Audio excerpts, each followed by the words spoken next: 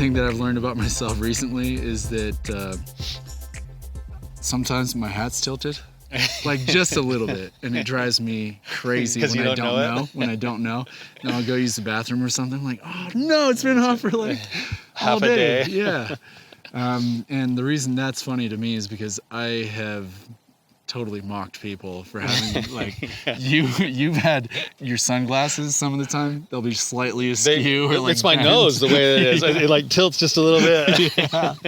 So anyway, that's karma. Yeah, just coming back and saying, don't make fun of people. All right. That's how it always is, man. Yeah. Same with my older brother Brett. He's near cue ball at this point. And I remember when I first just started railing on him for thinning his hair and getting bald, and like, dang it, now that's me right there, dude. That's why you're desperately holding on to that the long locks on the back end. Oh man, you gotta do it while I can. I don't know what's after this, you know. Yeah. Once you cut it again, you're gonna be just like your brother. No. Holding on for dear life. But, yeah, I'm not fooling anybody. That's the problem. No, you're not. Yeah. Oh man. Yeah, man. Anyway, so the topic I was wanting to talk to you about is what WTF is EMDR and how does it work? EMDR? Yeah. EMDR is an interesting. I'm a big fan of it. You probably, everyone hears about it. We talk about it on the podcast all the time. EMDR is a treatment that's been designed specifically to help for past trauma. And it was actually developed, it was kind of interesting how it was developed. The founder of EMDR was actually sitting on a park bench one day. She's a therapist. She was talking to somebody, and she noticed that as this person was telling their story, that their eyes would move back and forth really quickly, like almost like being in REM sleep mode. And so she started wondering, like, what's going on with the eye movement that goes on there? And so she started actually doing eye movements while she had people talk through their trauma and started to get really good results. And then since then, it's kind of been researched into other things. And so there's a few things that go into EMDR that I think are extremely helpful. And I will say this, I've done a little EMDR myself. It's been extremely helpful. I've seen a whole bunch of help in a lot of my clients who have done it as well. So I'm a big believer in it. So it's not just like magic. Take that with a grain of salt. It's kind of funny how I got into EMDR a little bit, because actually it's kind of funny because when I was working for the drug courts of southeastern Idaho, maybe 15 years ago, my boss actually sent us all of the therapists, he sent us all to a training for EMDR. It was this magic voodoo thing of like, you move your eyes and then you get better with stuff. And I went to the training, I got through the first day of the training and I was like, this stuff sucks. Like, this is BS. Like, I'm not doing EMDR. I didn't even go back for the last day of the training. I'm like, I'm not going to do any EMDR. So then, and when we get like, fast forward 10 years, and my brother, Brandon, who's a therapist, he calls up, he's like, hey, Tyler, like, you got to check out this treatment. He's like, I just got trained in it. I've been doing it for myself. He's like, this really works. I'm like, oh, cool. What is it? He's like, EMDR. Like, are you serious? Like, I turned EMDR down 10 years ago. Like, all right, well, I'll check it out, So then I get sent to the training, and I go to the training, and then I actually do some of it for myself, and I go, whoa, like, this stuff really, really helped. So let's talk a little bit about, like, the theories behind it for just a second. And what the acronym is. Okay, EMDR, eye movement desensitization and reprogramming, or reprocessing. So they use eye movement and what they call is bilateral stimulation, meaning the eye movement accesses both the left and right hemisphere of the brain as the eyes move. Sometimes people, if they get headaches, they use either buzzers in their hands or hearing in their ears that go back and forth, but they're alternating hemispheres of the brain. The other thing that the eye movement does is it allows the therapist to kind of track if their client is starting to maybe dissociate, because if they stop tracking, then maybe they're disappearing or going somewhere else. And so it's a way for the therapist to kind of make sure things stay on track. what I think most people do is they hear the eye movement part and they don't hear the desensitization and the reprocessing part. And that's what's really happening when you go in and you do an EMDR session. So what ends up happening is you go into your session, you pick what's called a target memory. And this is something traumatic that's happened to you in the past. Sometimes your target memory is associated to several other memories that we would call being on the same channel. So if I have a memory of feeling powerless, I'm probably going to have several other experiences in my life that have also been big where I've felt powerless. And so you pick the memory, and usually you pick either the first memory, meaning the earliest memory you have, or the worst memory if there's a really big event or something. And that becomes your target memory to work through. And then in EMDR, as you kind of do the eye movement, what you're really doing is you're actually going back into and through that original memory that you started with, and then letting the brain go wherever else it's going to go. Thoughts, memories, sensations in the body, emotions. And it's more of a mindful approach. You're just paying attention to what you're noticing and allowing the brain and the body at the same time to reprocess and kind of reorganize the information of that past trauma.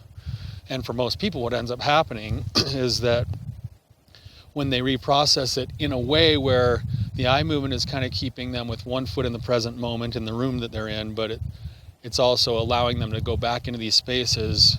The brain is allowing itself to have the prefrontal cortex and the limbic system and the brainstem all working together to reprocess this memory. And what it does is then it allows people to go, oh, I see it differently, or I feel it differently, or, oh, that memory, what seems so prevalent, and I couldn't even stand to think about it, now it seems off in the distance a little bit, or it's kind of faded a little bit. And a lot of times what it'll end up doing is actually reorganizing and shifting, and this is where the reprocessing comes in, even the way that I interpret the meaning of the memory. So a lot of times with trauma, we experience something, and the interpretation of that experience often goes inward on ourselves of a belief we form. You know, we talk about false agreements all the time. I'm not good enough, or I'm unworthy, or I'm powerless, or whatever it is. And when you reprocess with EMDR, a lot of times that memory, as it changes, and it doesn't change the memory, but as it changes the way that it feels and looks, it also shifts the thought and the feeling around it. So I'm talking a lot here, but just an example of that. When I did it for myself, I did over a memory of my childhood where I felt powerless and I felt weak and I felt like I let people down.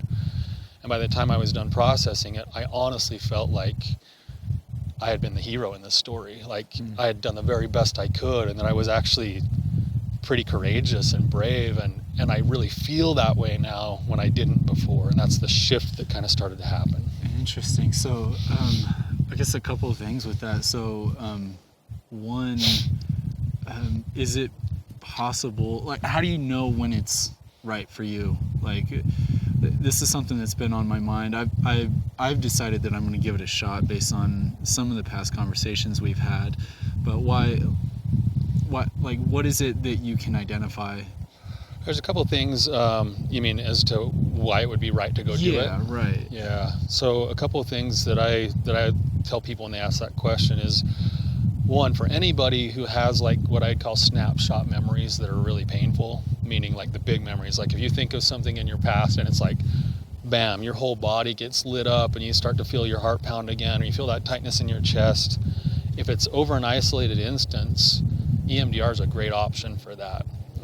Because it's going to desensitize that just by the nature of doing the work. So if you have any big like isolated instances of trauma, EMDR seems to be really, really effective for that. The other thing that I tell people is if you find something going on in your current life, you're an adult now, whatever, and you've got this like repetitive like sort of pattern that you're going through that you don't like, but you can't figure out why you keep doing it. A lot of times you'll find that EMDR, if you track it back with a good therapist, you'll find that you're living from a place of one of those channels we were talking about, and you can go back with the therapist and find a good starting point and then actually do the work that will allow you to have a shift in your daily life now, because those patterns are just what we call reenactments, where we go and we actually reenact the traumas that we experienced as children, because we don't really know anything different, you know? Yeah. And so if you find those patterns and you're like, man, I want to figure out why I keep doing that, or why this kind of thing keeps happening to me, or why do I keep ending up in my dating life with like these total tool bags that like don't treat me with respect. And it's like, well, it's not just about them, it's about what I'm doing to get myself into those relationships too that I really need to take a look at. Okay.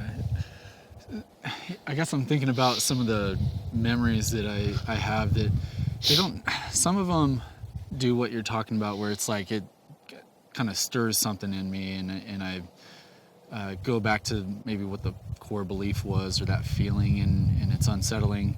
And then there's others where it's like it's not as big a deal, but it's still something that like sticks out to me for some reason. And I'm like, one that I'm almost even embarrassed of it to share is this time that I had I had to practice saxophone, alto sax. I'm like a little sixth grader, like first learning how to do the thing. And my family did not want me playing inside the house because I was practicing an alto saxophone as a sixth grader. All right. So they said, and this is required homework. So they were like, outside. So we live in a neighborhood. This isn't like, you know, in a rural area.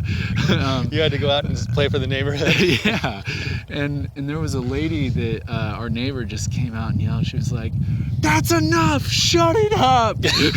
And that's sad. Yeah, it is sad, you know. And I look back, like, I love music so much, and some of the time I think is the way that I've viewed music and my ability as a musician, or, you know, to be able to perform, has that been stifled because of that memory, or is it a chain of other things? Or, you know, and so it's on my mind, like, should that be one of the things that I work on or not? You know? Yeah, that's a great question. How do you decide, I guess? I think you usually start with the things that are most distressing for you. Obviously, you want to try to, like, improve the quality of your life at the maximum level you can. So if there's a situation where it depends on how impactful that was for you, and you're looking at the two different, like, choosing which memories to start with, you're probably going to start with whichever memory induces the most pain. But yes, that would be what's really interesting about that example too, Chase, is knowing you and knowing how much you love music. You know, I imagine that on some level that did stifle you a lot. That there was a sixth grade boy who loved music, who learned to be ashamed of his ability to produce music, and he didn't know any different. So you didn't even know how traumatizing it was, or how much it may alter or change to you, until you're now an adult and now you're trying to create music and produce music, and you're trying to lean yourself into the discomfort of that. It's like, man, if that's rising to the surface right now and it feels like it's holding you back in some ways, then yeah, that would definitely be something that EMDR could help to, at a minimum, take the sting off, and at a maximum actually shift the way you view yourself completely and your ability to produce music. You know, but we talk in trauma. What's interesting too is a lot of people, this is really interesting with people that I work with, people who have had very significant trauma by standards, you know, of like how big trauma is. Yeah, that stuff. Yeah. A lot of times they'll come in and they'll be like, yeah, I don't know why I'm so worried about this. It's not that big of a deal. And it's because it's just the world that they were living in. They didn't even realize how much of an impact it was actually having on them, or that how much of an impact it would have on somebody else, because to them it was just the water they were swimming in. And so, like, for you, you tell the story now and I'm like, that's a really significant event for a 6-year-old kid. A lot of kids. I mean, a 6th grade kid, you know, that's going to be, you know, it's going to stand out, and he's going to, that kid now is prone to, depending on how he responds, and every kid's maybe a little different resilience level, but I imagine that I never even knew you even played the saxophone. Yeah, it was a flash in the pan. It's been a source of shame for you in a certain way. And, you know, and how many other times did you shy away from playing another musical instrument, or being involved musically with other people, or even going to church and singing at the top of your lungs, or, you know, it's like those things do matter, because they send messages that we then assume are truth, until we do this work to go back into those dark places and look at it and go, that actually didn't need to be true, right? Yeah, like, right. We didn't have to have that be true. Like, you're actually a pretty good musician and you love music, right? Yeah. I remember as a kid, same thing, like I was singing in church and I was just belting it out, like loving it. It's like one of my favorite songs in church. And my brother turns to me and he's like, and he turns to my other brother, he's like, Tyler's tone deaf. You know? I shut up. I didn't sing until like 10 years later when I was on a church mission, and the president of my mission was like, everybody sing at the top of your lungs, let it go, like it's okay. And I started singing, and then people that I'm sitting next to were like, you got a good voice. Like, you got a really nice voice. I'm like, I do? Like, I'm tone deaf. I was told I was tone deaf 10 years ago. I was told I was tone deaf by my stupid brothers, you know? Yeah. Like, The authority they have. it's like, man, the impact that has, we don't even realize the impact that it has, right? You know? So. Okay, so I guess one last question is how long does it take before you start to see results?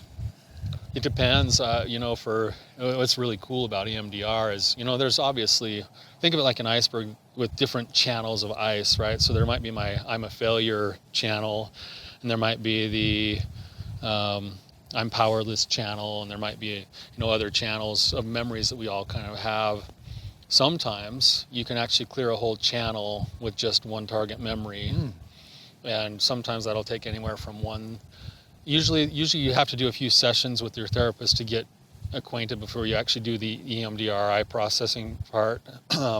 But usually it can be anywhere from a couple of sessions to as many sessions as you want, depending on the issues you want to go into and work on. But my experience has been that when the body starts to learn, oh, I'm capable of reprocessing this stuff, the process of EMDR seems to get even more and more effective, and people actually kind of start having, a lot of times, their own stuff start to clear, you know, just because they know they can trust themselves to know that it's going to clear. That's cool. Does that make sense? Yeah, that's really cool. But yeah, I think you know, it's generally a very pretty brief treatment, anywhere from, you know, a few sessions up to 10 or 12 sessions. But I have had clients that I've done up to 20 sessions with before, maybe even more than that now at this point, because they just really like the process of it all.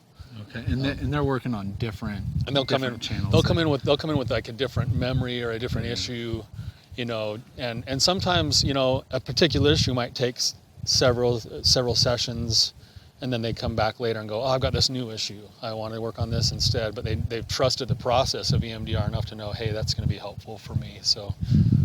Okay, so I know I said one last question, but I'm curious, do you have any examples you'd be willing to share of like how people have changed? Like, what have you seen as far as the effect of it? Yeah, I think what I see is like in people's beliefs about themselves, and in their ability to look back at their memories and their lives with a different way of viewing themselves. So I've got a client who's like loves EMDR. In fact, I had to pull up I just barely got an email this morning from her. Could I just share a little piece of it? Yeah. Of course, it'll be, you know, I need to keep privacy, but let me just share this. Good morning. I just wanted to share with you what happened after our EMDR session. It's probably the most spiritual experience I've ever had. And I'm not going to go into all the details, but basically what happened with her is that she's always had this feeling that she needs to be responsible to manage everybody else's feelings, because she grew up in a situation where, as the child in the home, she was caretaking everybody, her parents, her siblings, even her older siblings. And so I gotta love that. That's perfect timing. That's awesome. So anyway,